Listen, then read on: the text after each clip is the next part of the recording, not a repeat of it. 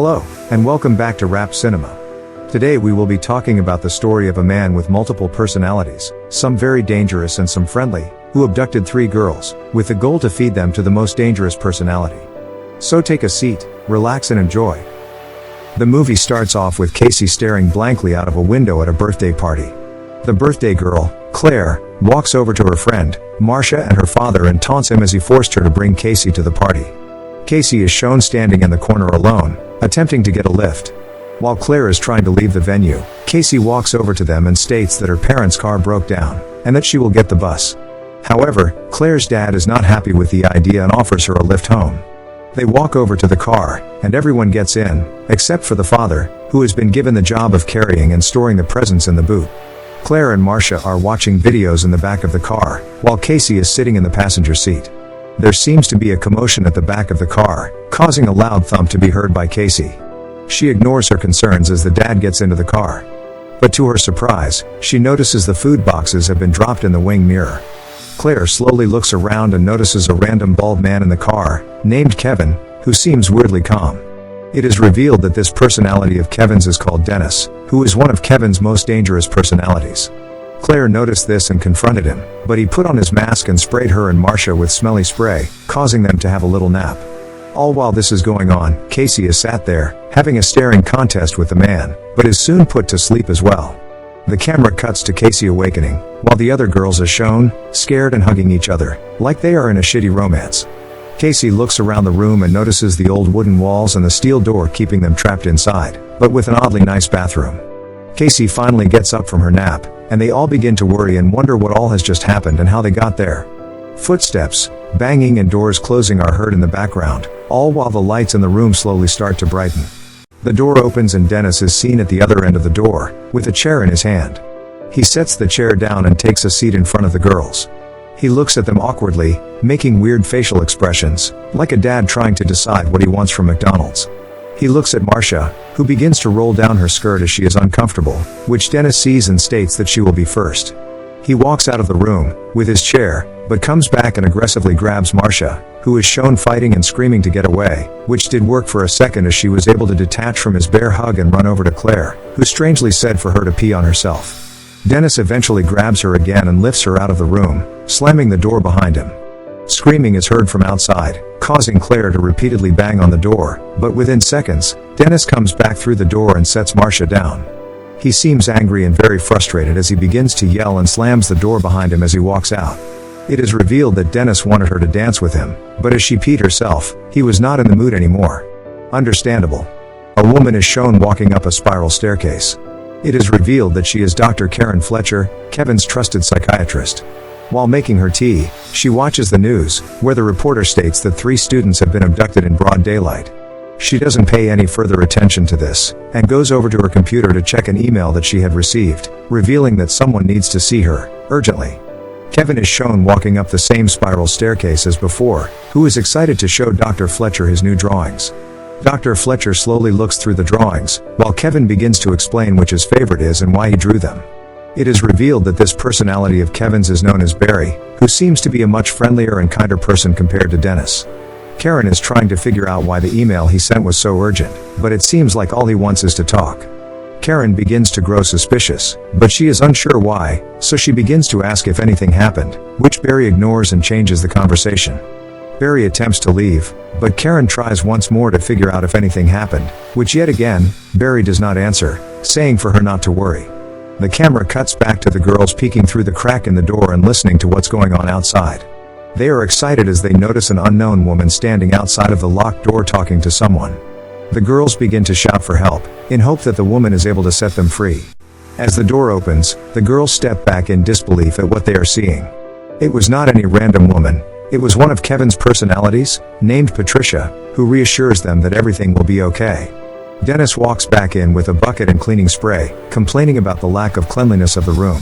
From this, the girls gather that he must have OCD, as he explains the colored-coded sprays and what they need to be used for.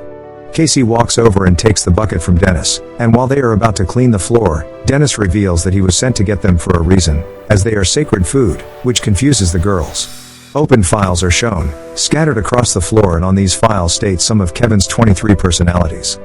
But within Hedwig's file shows a drawing of a monster-like figure, with blood dripping from his hands and mouth. Casey wakes up, just to find another one of Kevin's personalities, called Hedwig, who is mentally 9 years old, sitting in the doorway. He introduces himself and states that someone is coming for the girls, causing them to grow more concerned. At this point, they soon start to realize that the man who kidnapped them has more than one personality. Casey tries to take advantage of Hedwig's undeveloped brain in an attempt to help them escape, but he refuses. After revealing that Dennis is coming back soon, he leaps up from the floor, but soon stops after Casey says that she heard something, grabbing his attention. He grows curious and walks closer to Casey, who said she will whisper what she heard. She tricks him and says that the dangerous man is coming for him. Following this, Hedwig uncovers that Dennis was following the other girls for 2 days, until he knew that they were the ones that the dangerous man wants. Casey continues to convince Hedwig that the man wants a boy instead, making him more upset. Taking advantage of his current emotions, she attempts to persuade him into getting them out of the locked room. He soon understands what is going on and rushes out of the room, slamming the door behind him. They watch through the crack in the door to ensure that Hedwig is gone, before they start to knock on the new dry wall, as it was revealed that it was put up to cover something unsafe. Claire finds a spot on the ceiling that made a different noise than everywhere else, which she begins to rip away at with her high heel. The ceiling begins to rip apart, uncovering a potential way out. Casey is on lookout for Dennis as he is supposed to be coming back any minute. She looks away for a split second to see the progression made, and as she looks back, Hedwig appears again and grows suspicious of the girls as they are making a lot of unusual noise. He tries to open the door, but Casey and Marcia are blocking the entry.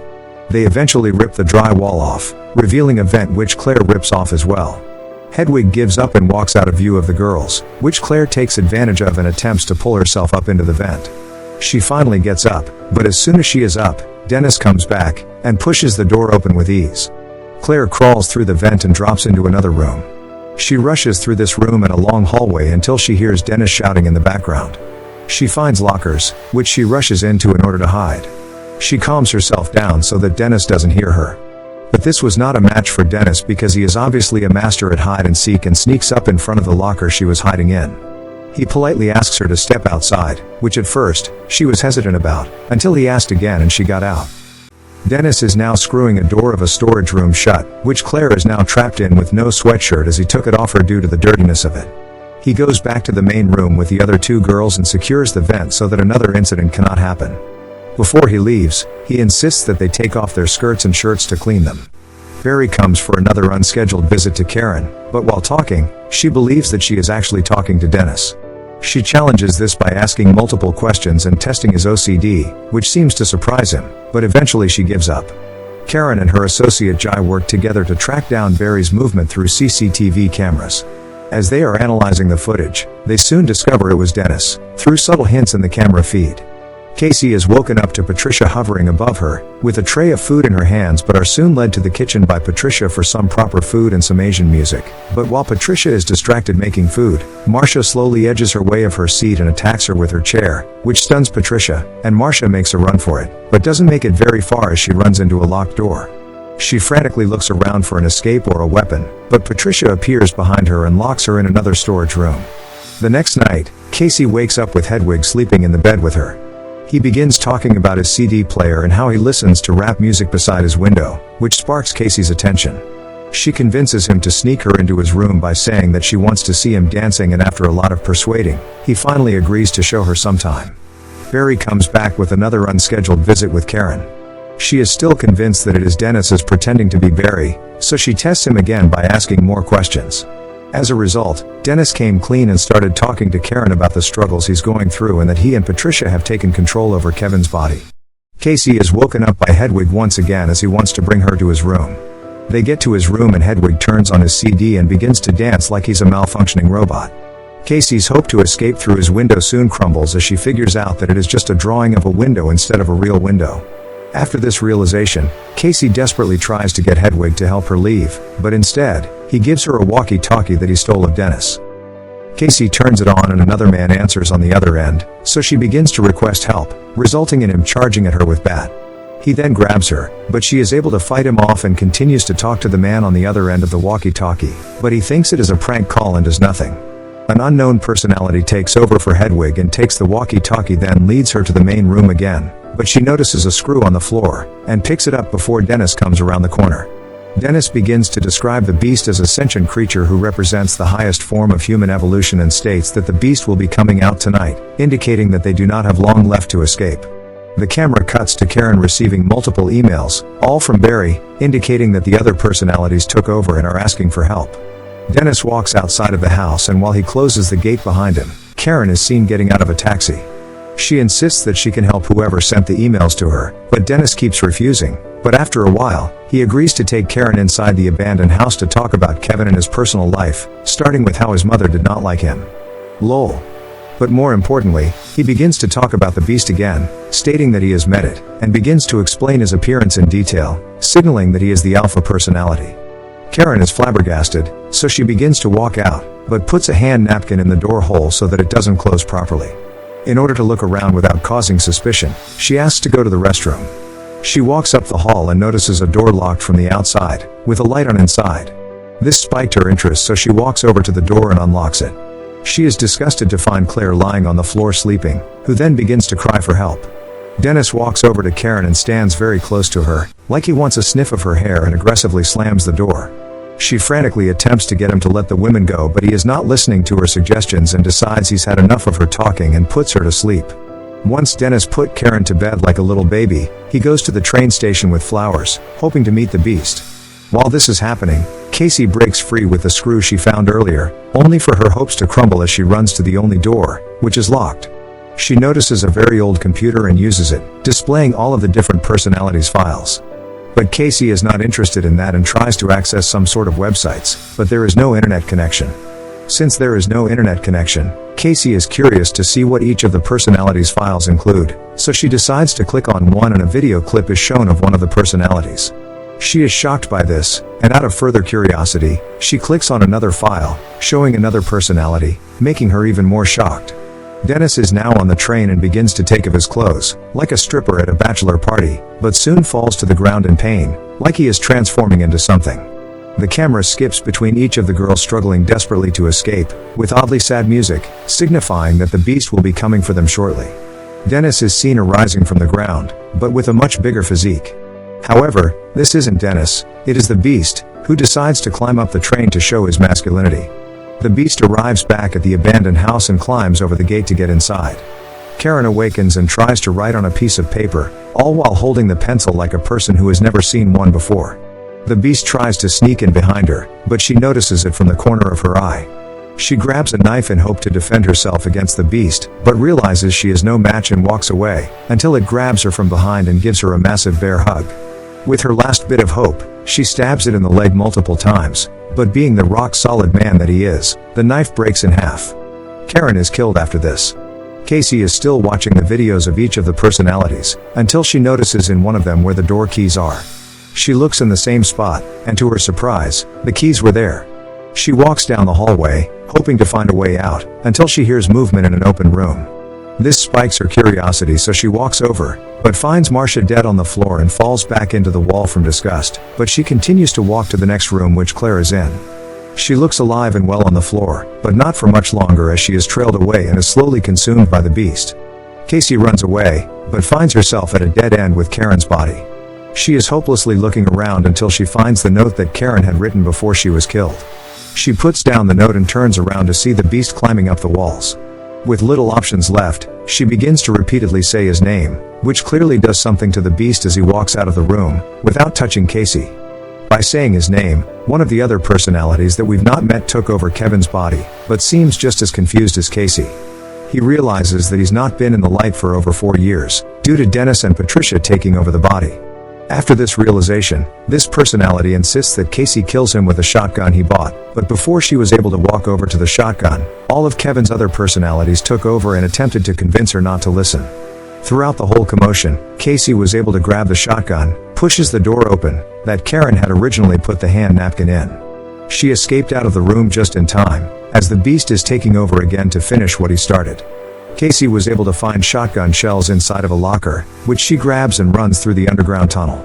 She doesn't make it very far as the beast catches up and jumps at her, causing her to fall to the ground. The beast grabs her by the leg, but in the midst of its struggle, Casey was able to load the shotgun up, point it at his head, but to her surprise, the beast had disappeared into the darkness of the tunnel. She forces herself up and continues to run with her injured leg, until she makes it to another dead end. With nothing else to do, and with the beast crawling from the ceiling pipes towards her, she points her gun in its direction. It starts to break the lights so that she cannot see it clearly, until he breaks the last close light, and it goes dark, making Casey almost shit herself. It falls down from the ceiling and Casey takes a shot at it, but embarrassingly misses as he cartoon walked into the shadows. After toying with Casey, the beast finally reveals itself, causing her to lock herself inside of some prison cell. It comes running into the room after Casey, which she takes advantage of and shoots again, but misses for the second time. The beast rushes towards Casey, but she shoots the beast twice, causing him to fall to the ground, injuring it, but not killing it as he slowly stands up, seemingly unaffected by the gunshots, which shocked Casey. To get to Casey, the beast grabs the solid steel cell bars and, showing his unhuman-like strength, he pulls them apart like it's nothing. As it's about to force its way in, it notices scars on Casey's body, bringing him back to the time that his mother abused him. Feeling sorry, it decides to leave her alone and slowly walks off. Luckily, a random bystander was done having a smoke in the same underground tunnel, until he noticed Casey, sitting alone in the cage, still holding the shotgun. He unlocks the door and carries her out of the cell.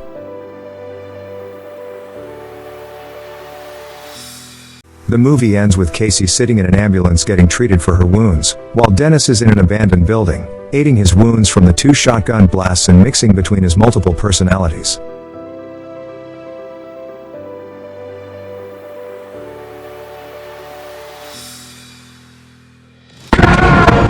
Thank you for watching. Be sure to like and subscribe and remember to turn on notifications to get the best rap cinema updates.